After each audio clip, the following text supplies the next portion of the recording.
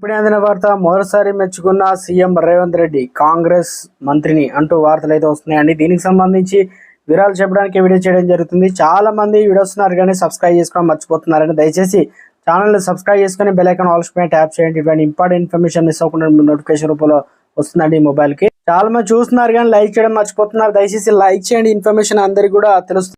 Telangana assembly ఎన్నికల్లో seat అనగా ticket త్యాగం చేసిన సీనియర్ నేత చిన్నారెడ్డికి కాంగ్రెస్ పార్టీ కేబినెట్ ర్యాంక్ కలిగిన పదవిని కట్టబెట్టింది. ఈ మేరకు రాష్ట్ర ప్రణాళికల వైస్ చైర్మన్ గా నియమిస్తూ కాంగ్రెస్ ప్రభుత్వం అయితే నిర్ణయం తీసుకుంది. అయితే మొదట ఎమ్మెల్సీ చేసి కేబినెట్ లో తీసుకుంటారని భావించిన చివరకు కేబినెట్ హోదాతో కూడిన పదవి అయితే కుర్పు చేశారు.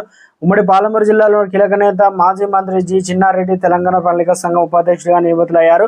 కేబినెట్ ర్యాంకులో చిన్నారెడ్డికి బాధ్యతలు కొనసాగిస్తున్నారు. ఇటీవల జరిగిన అసెంబ్లీ ఎన్నికల్లో వనపర్తి నియోజకవర్గం నుంచి చిన్నారెడ్డి పేరును కాంగ్రెస్ పార్టీ మొదట ప్రకటించింది. అయితే టికెట్ ఆశించి మరో నేత మెగారెడ్డి తిరుగుబాటుతో చివరి నిమిషాల అభ్యర్థిని మారుస్తూ కాంగ్రెస్ పార్టీ నిర్ణయం తీసుకుంది.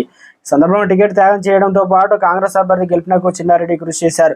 దీంతో వనపర్తి నుంచి కాంగ్రెస్ పార్టీ అభ్యర్థి మెగారెడ్డి భారీ మెజార్టీతో గెలుపొందారు. నాడు సీటు త్యాగం చేసిన సందర్భంగా ఇచ్చిన మాట మేరకు కాంగ్రెస్ పార్టీ చిన్నారెడ్డికి ప్రభుత్వంలో అవకాశం కల్పించింది. మొదట ఎమ్మెల్సీగా చేసి అనంతరం కేబినెట్లో తీసుకోవడం లేదా రాజ్యసభకు అవకాశం కల్పిస్తారని భావించారు. అయితే రెండు కాకుండా కేబినెట్ ర్యాంకు కల్పిస్తూ రాష్ట్ర ప్రణాళిక సంఘ వైస్ చైర్మన్ గా నియామకం చేశారు.